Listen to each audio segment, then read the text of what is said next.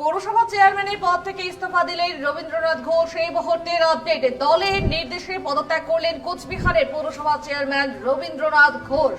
তার পদত্যাগ নিয়ে আলোচনা আগেই ছিল, সেটাই হলো শনিবার। আজ কোচবিহার পৌরসভা চেয়ারম্যান পদ থেকে পদত্যাগ করলেন রবীন্দ্রনাথ ঘোষ। কোচবিহার সদর মহকুমা শাসকের দপ্তরে পদত্যাগপত্র জমা দেন বলে জানা গেছে। উল্লেখ্য, বেশ কয়েক মাস যাবৎ রবীন্দ্রনাথ ঘোষের পদত্যাগ নিয়ে জল্পনা শুরু হয়। কিছুদিন আগে তৃণমূলের জেলা সভাপতি রাজ্য নেতৃত্বের দেওয়া নির্দেশের কথা জানিয়ে মেসেজ করেছিলেন, কিন্তু পদত্যাগ করেননি রবীন্দ্রনাথ।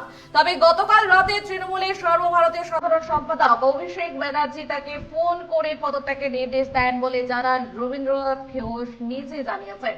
আর এই মুহূর্তে আপডেট আবারও একবার আপনাদের জন্য, দলের নির্দেশে পদত্যাগ করলেন কোচবিহার পৌরসভা চেয়ারম্যান রবীন্দ্রনাথ ঘোষ।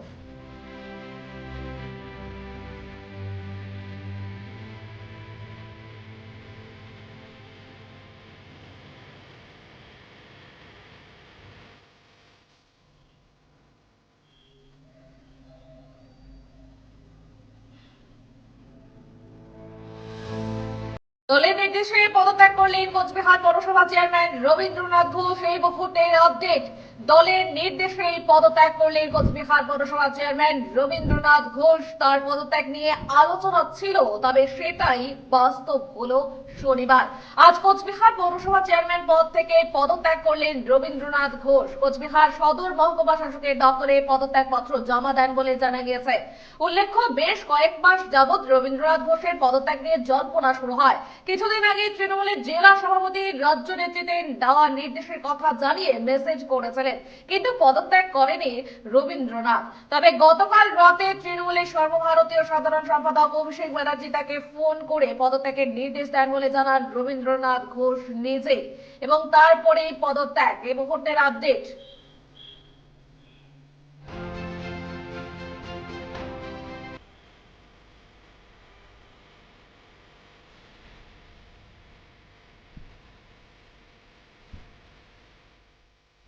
কোচবিহার পৌরসভা চেয়ারম্যান পদ থেকে ইস্তফা দিলেন রবীন্দ্রনাথ ঘোষ। আজ দলের নির্দেশে পদত্যাগ করলেন কোচবিহার পৌরসভা চেয়ারম্যান রবীন্দ্রনাথ ঘোষ। তার পদত্যাগ নিয়ে জল্পনা ছিল, আলোচনা ছিল এতদিন ধরে, তবে সেটাই আজ বাস্তবায়িত হলো। আজ কোচবিহার পৌরসভা চেয়ারম্যান পদ থেকে পদত্যাগ করলেন রবীন্দ্রনাথ ঘোষ। কোচবিহার সদর মহকুমা শাসকের দপ্তরে পদত্যাগ পত্র জমা দেন বলে জানা গিয়েছে। উল্লেখ্য, বেশ কয়েক মাস যাবৎ রবীন্দ্রনাথ ঘোষের পদত্যাগ নিয়ে জল্পনা শুরু হয়। তবে কিছুদিন আগে তৃণমূলের জেলা সভাপতি রাজ্য নেতৃত্বের দেওয়া নির্দেশের কথা জানিয়ে মেসেজ করেছিলেন, কিন্তু সেই সময় পদত্যাগ করেননি রবীন্দ্রনাথ। তবে গতকাল রাতে তৃণমূলের সর্বভারতীয় সাধারণ সম্পাদক অভিষেক ব্যানার্জি তাকে ফোন করে পদত্যাগের নির্দেশ দেন বলে জানান রবীন্দ্রনাথ ঘোষ। আর এরপরে আজ পদত্যাগ করেন তিনি। দলের নির্দেশে পদত্যাগ বলছেন রবীন্দ্রনাথ ঘোষ।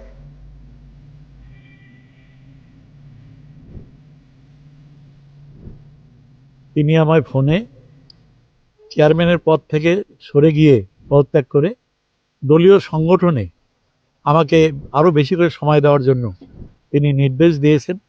তার নির্দেশ শিরোধার্য করে আমি সংগঠনের লোক, সংগঠনকে আরও শক্তিশালী করার জন্য, যাতে কুচবিহার থেকে 9টা সিট আমরা জিতে মমতা ব্যানার্জির হাতে তুলে দিতে পারি, দলের হাতে তুলে দিতে পারি, তার জন্য তিনি নির্দেশ দিয়েছেন। সেই নির্দেশ অনুযায়ী আমি পৌরসভা চেয়ারম্যান পদ থেকে পদত্যাগ করে আমি দলীয় সংগঠনের কাজে নিজেকে আমি নিয়োগ করেছি, এবং আমি দলের অনুগত সৈনিক।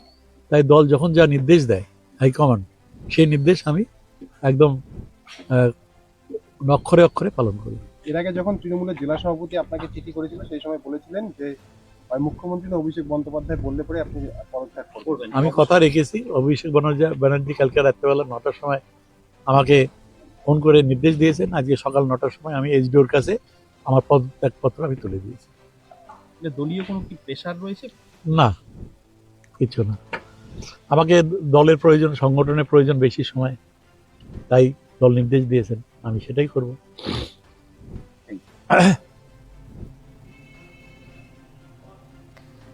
কোচবিহার চেয়ারম্যানের পদ থেকে ইস্তফা দিলেন রবীন্দ্রনাথ ঘোষ। বহুদিনের জল্পনা ছিল, আলোচনা ছিল, তবে আজ দলের নির্দেশেই পদত্যাগ করলেন কোচবিহার পৌরসভা চেয়ারম্যান রবীন্দ্রনাথ ঘোষ। তার পদত্যাগ নিয়ে আলোচনা থাকলেও সেটাই বাস্তব হলো আজ।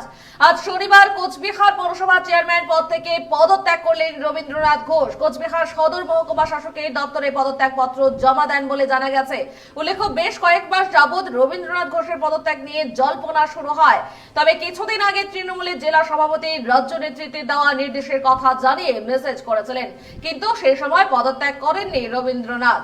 তবে গতকাল রাতে তৃণমূলের সর্বভারতীয় সাধারণ সম্পাদক অভিষেক ব্যানার্জি তাকে ফোন করে পদত্যাগের নির্দেশ দেন বলে জানান রবীন্দ্রনাথ ঘোষ। এখনকার মতো এই পর্যন্তই। ধন্যবাদ। সঠিক সময় সঠিক খবর।